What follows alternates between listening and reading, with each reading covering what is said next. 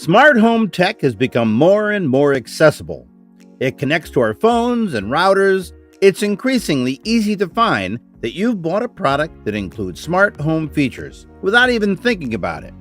Today, we decided to set a budget of just $200 to see how much stuff we could get to start making our house or apartment smarter. And here's what we picked. By the way, if this is your first time on this channel, hit the subscribe button and ring the notification bell for more videos like this that will help you make better buying decisions. Also, sign up to our email list for the best tech deals weekly. Now, let's get on with the video. A smart speaker is probably your best starting point. You can use it to look up information, order pizzas, play podcasts, and tons more. More importantly, for our purposes, you can also use it to control smart home gadgets and hook them all together.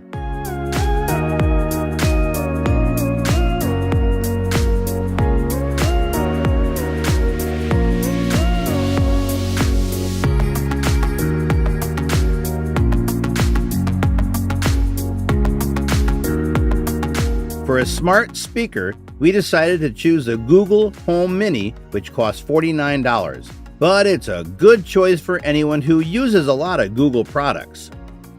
You can't go wrong with Amazon's Echo Dot either. The two smart speakers largely do the same things and work with the same products.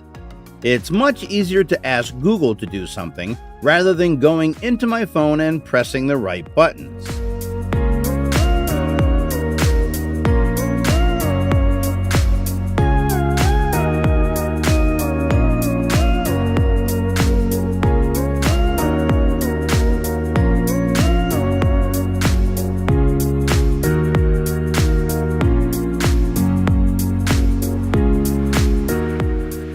Now we're left with $151. Next up, I'll get a smart light. Smart lights are something you can get a lot of utility out of without getting too complicated, and the best smart lights are from Philips. You'll need to buy one of Philips starter kits first, since they include a hub that communicates with the system's smart lights. That hub hooks up to your router, and you'll need to sync it with your phone to give your smart assistant permission to access it. But once that's all done, you're pretty much good to ignore it until you want to install more lights.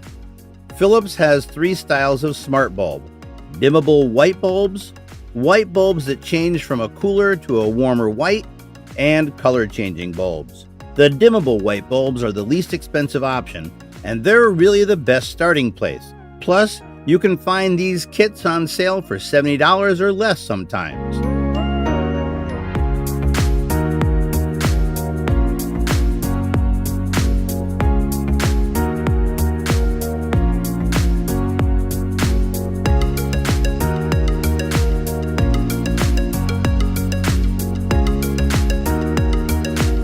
In total, we'll say the smart lights will cost you roughly $100. Next, I'll pick up a Chromecast audio.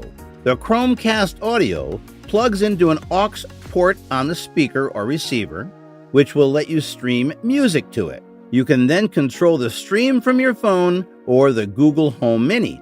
It's a really simple, single-purpose device, which makes it easy to set up and use. If you want the Alexa route, you can replicate this by plugging an Echo Dot into the speaker you want to add smart features to. This works with the Echo Dot because it includes an aux port, while the Home Mini doesn't. The Chromecast will cost you $35.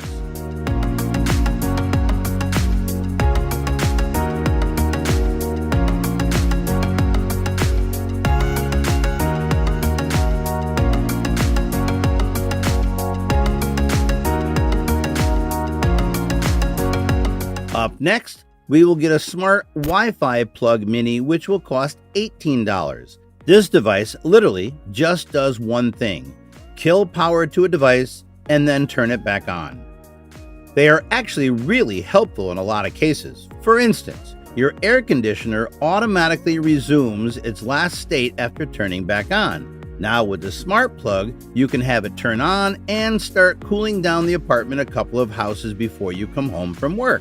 You could also use this with a lamp or fan, basically anything that's going to resume what it was doing after power returns. And for a smart plug, we highly recommend the TP-Link Casa Smart Wi-Fi Plug Mini. All the product links will be in the description below. And if you want to take everything a step further, install the app IFTTT. If this, then that. It lets you hook your gadgets together in all kinds of useful and not so useful ways. The name very literally refers to how it works. For instance, I set up a command saying, if the temperature goes above 80 degrees Fahrenheit in my neighborhood, then the TP-Link Casa should turn my air conditioner on. You can really get weird with the IFTTT if you want. For instance, you could have your lights blink every time someone likes your photos on Instagram. Pretty awesome, right? And that's it. In total, we spent less than $200.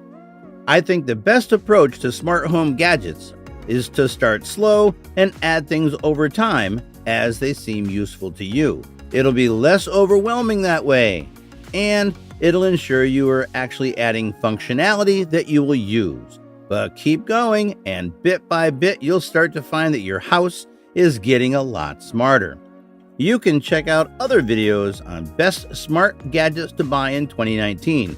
Click the info card at the top right.